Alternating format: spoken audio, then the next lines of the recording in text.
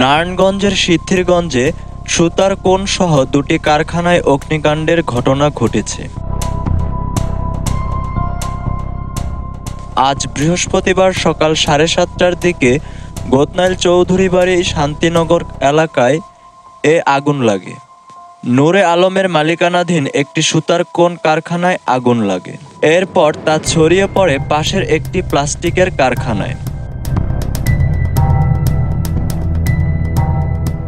Fire সার্ভিসের মোট 6টি ইউনিট প্রায় 2 ঘন্টার চেষ্টায় আগুন নিয়ন্ত্রণে আনে। এ ঘটনায় প্রায় 5 লাখ টাকার পণ্য পুড়ে গেছে এবং 3টি গুদামও সম্পূর্ণ পুড়ে গেছে। আগুন নেভাতে গিয়ে 2 জন স্বেচ্ছাসেবক আহত হন, যাদের প্রাথমিক চিকিৎসা দেওয়া হয়েছে। নারায়ণগঞ্জ ফায়ার সার্ভিসের উপপরিচালক আব্দুল্লাহ আল আরেফিন জানান, আগুন নিয়ন্ত্রণে আসতে পানি সংকটের পর স্থানীয়দের সহায়তায় পানি ব্যবস্থা করা হয়। তবে ক্ষয়ক্ষতির পরিমাণ এবং আগুনের সূত্রপাত সম্পর্কে এখনও বিস্তারিত নিশ্চিত হওয়া যায়নি।